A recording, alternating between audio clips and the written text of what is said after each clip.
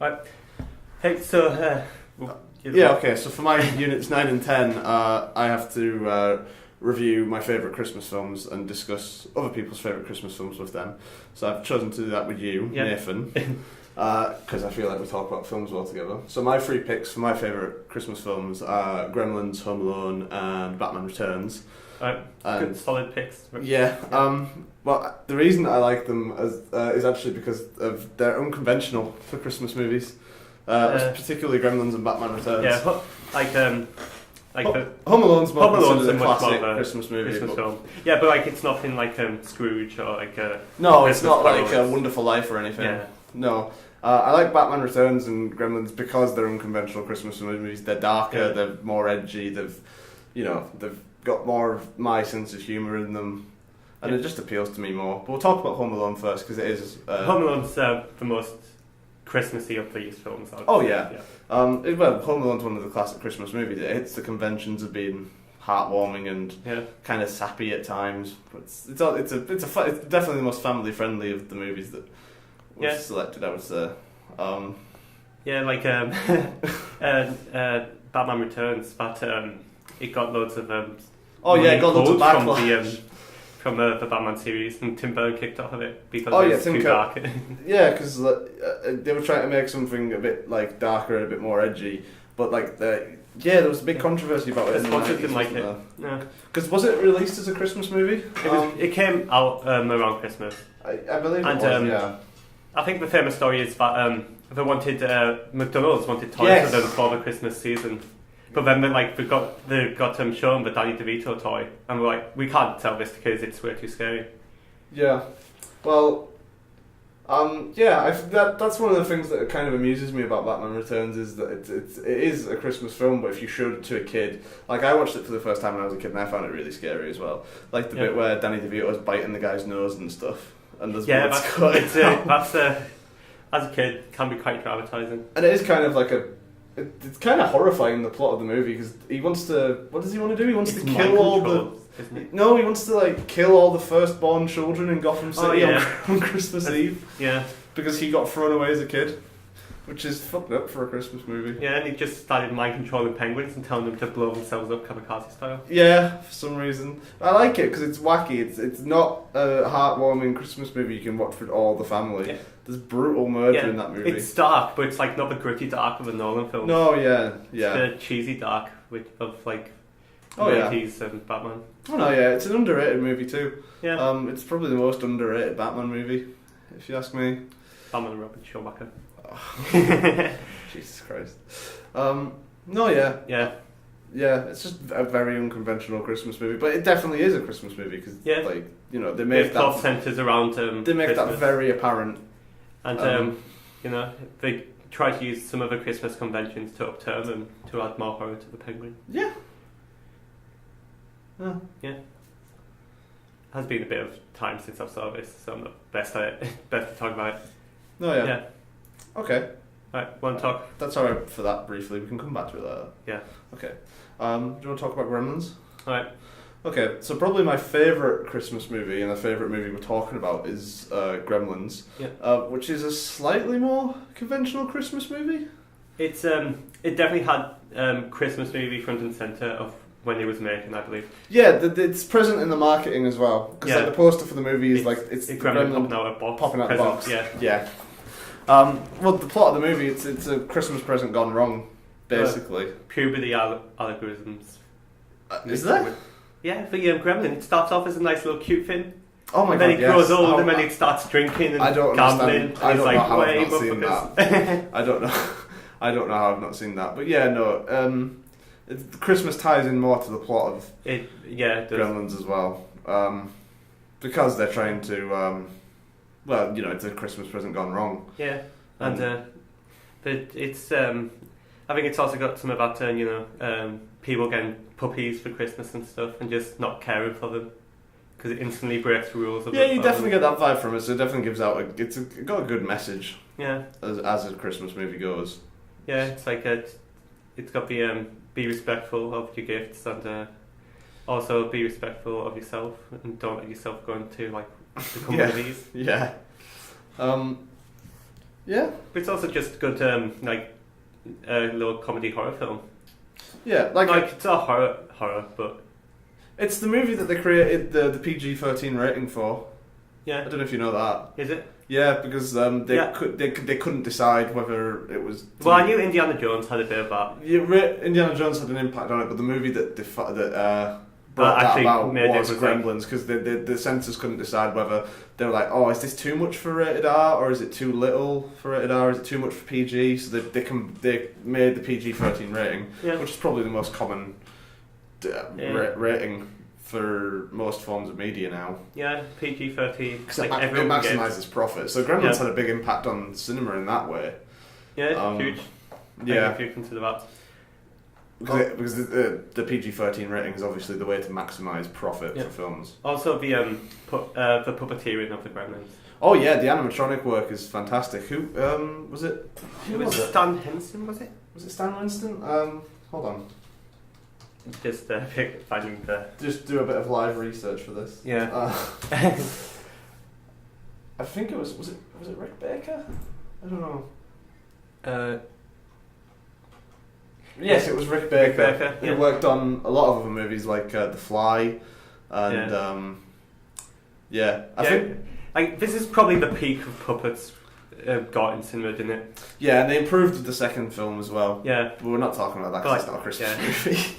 But like after that, CGI just got involved, and people stopped caring that much for the puppets and the animatronics. Unfortunately, Gremlins is probably one of the last great movies to use puppet work. Yeah. Yeah. Unfortunately. But again, it still holds up. Still really good puppeteering. Mm. Alright, we'll do a bit about Home Alone, and we can go back to it all later. Okay. Yep. So, Home Alone's probably, like I said, the most classic movie we've got. Yeah, the most quintessential Christmas here to discuss, because it goes up there with like Wonderful Life and all that stuff as being Christmas Carol. Yeah, it's been a quintessential Christmas movie. Something like you can put on with kids and like parents and just be like, oh, it's a fun family. Yeah, it's definitely got a warm, happy vibe to it, and it's got it does have a good message of being respectful to your family. Yeah, and being be happy for what you have. Yeah. Which is a good message to send around Christmas time, especially. Yeah, it's definitely the sort of movie you want on at Christmas because it reimburses those sort of themes in your mind when you're watching it. Yeah. Yeah. It's also just a legitimately good movie as well. Yeah. It's some of the it's got some of the best slapstick humour I've ever seen in a movie. Yeah, I was going to say the comedy in it. They did the actual bumps themselves like half the time. Really? Like, stunt actors was limited on it. Really? Yeah. So it was really Joe Pesci and the other guy. I forget his name. For some of it. Really? Like, yeah. Wow. Okay, that's quite cool. Awesome. Cool. We're not getting a lot here. This is what we're doing. Do you want to talk about Nightmare Before Christmas, which I haven't seen, so I'll let you. Never seen Byrne film. Who knew he made so many Christmas films? What the hell?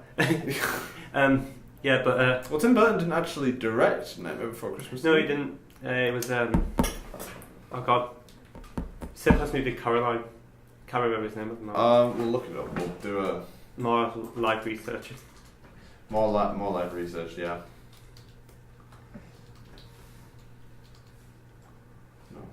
No. But yeah, here. Henry Selick. Henry Selick. Henry Selick. Like he's basically stop motion master. But yeah, also it just again it's a bit of an unconventional Christmas film. I know nothing about it, so you're gonna have to take the floor. I mean, with this one. it's an unconventional Christmas film. It's about like a little like a skeleton from Halloween, who's just lived with Halloween his entire life, and he finds out Christmas is a thing, and he's like, oh, I want to do that, and tries to be Santa, but it doesn't go well because he's only known Halloween. So it's be a message of, hey, do what you're good at, stick with who you are, don't try to be someone else. Okay. It also again, probably the best stop motion animation of a feature length film ever. Really? Yeah. Okay. That sounds kind of cool. I've heard that there's some debate over whether it's a Halloween movie or a Christmas movie. It's both. Okay, that sounds kind of strange. Like it's got both things. Well, it's got Christmas in its title, but Nightmare Before it's definitely both. Okay. Well. Yeah. Well. But I guess lots of famous Christmas movies have a debate over whether they're Christmas movies. Oh yeah, the big example of that is obviously Die Hard, because that's such a debated thing as to whether or not it's a Christmas movie or not.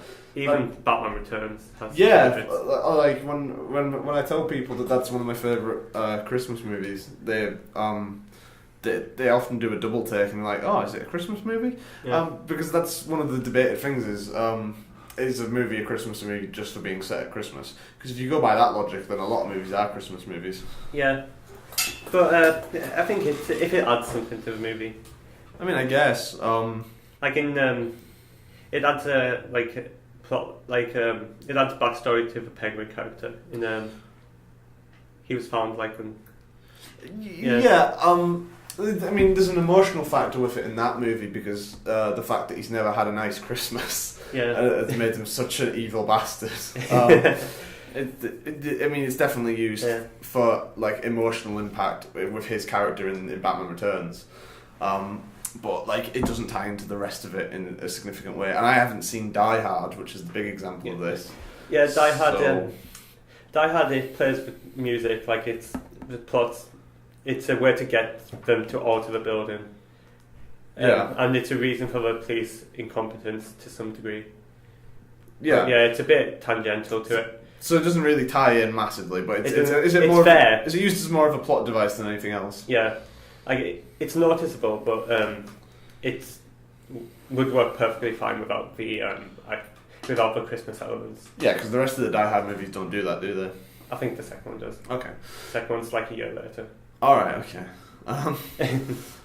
Yeah, but it is a big thing of whether it's a Christmas movie just because it's set at Christmas. Because one of my favourite movies, Filth, starring James McAvoy, has very little to do with Christmas, but part of the movie is set at Christmas. So quite a few of my friends count it as a Christmas movie.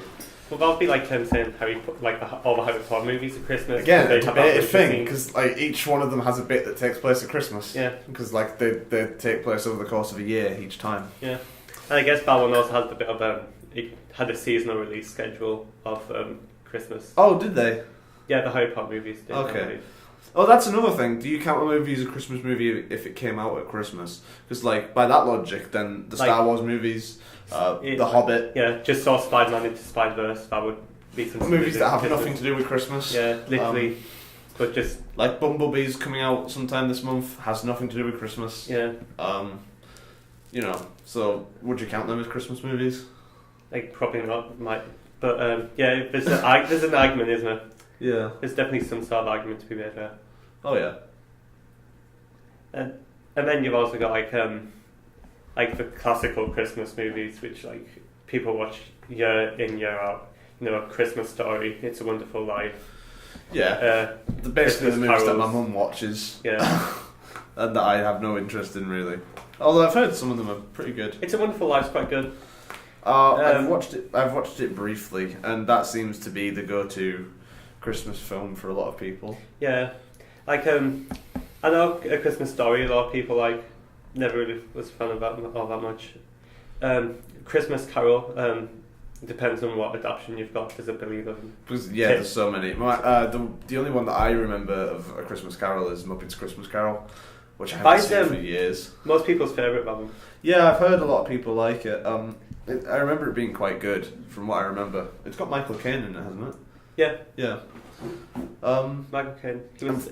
And from what I know of the original story, it seems to actually adapt it quite accurately. Yeah. Which is nice.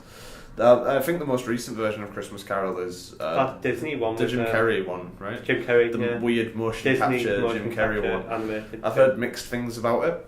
It's okay. Wasn't it done by that company that was owned by Robert Zemeckis that went under for they just did motion capture movies or something like that? Yeah, I don't know. I know Disney was in partnership with it at least. Yeah. But yeah. Because wasn't it this? Correct me if I'm wrong, but it might have been the same people who did Polar Express and stuff like that. That's also another That's a go-to Christmas movie. That's a go-to. I don't think it's that good personally. It's okay. It's a nice right. family film, I imagine. I watched it once a long time ago, and it's a very Christmassy movie. Like, it's literally about a kid going to the North Pole to meet Santa. Yeah, but like Grinch as well. I have not seen the animated version or all of the Jim Carrey one. Or the new one with Benedict Cumberbatch. Yeah, I saw the original animated one. Is it good? The original animated one's nice. It's a nice short film. It's like the Charlie Brown stuff. Like, I know people play it back at Christmas sometimes. Yeah. I haven't seen The Grinch, but I know the overall message is it's about him learning to like Christmas and learning to be a nice guy, right? Yeah. Pretty much. He learns to not be an absolute dick and stop stealing people's presents, you know? Fair enough. So it's used. So Christmas is used similar to Batman Returns in that regard, as an emotional way for a character. Yeah. And as a moral story. Yeah, but it's like a much more like the entire thing is like, oh, everyone loves Christmas, and then you've got this one guy who doesn't. Yeah. And then he learns to love it, but it's like also just because someone doesn't love something you love, don't like just ostracize him, kick him out on the mountain. Yeah. Okay. Yep. Cool. Yeah, I'm just trying to think of Christmas movies now. Yeah, I'm just trying to think of any good points because we got better there. Yeah. Trying to think what else there is. Like, I mean, action movies and Christmas got like after Die Hard, like there was a lot of things trying to imitate that, whatever. Doing their action movies with Christmas. Sorry. Oh well. I like that you look up and the first one that comes up is. Oh yeah, there's lots of rom-coms set at Christmas, isn't there? Like Love Actually. There's a lot of comedies set at Christmas. It seems to be the genre for the occasion, I suppose. Because like, look at all this. You've got Bad Santa. You've got National Lampoon's Christmas Vacation. You've got things like Jingle All the Way, and Nativity and stuff like that. Yeah. And then you've got rom-coms, you know, Love Actually, like maybe Halfway and stuff. Yeah. Then you've got your old ones. Well, I guess rom-coms they take advantage of Christmas because it's like, you know, it's this emotional thing. Yeah, it's an emotional time of year. Yeah. So I guess it works well in that regard. Yeah. Yeah, and like it's usually like I guess most Christmas films, if they market themselves right, will probably do okay.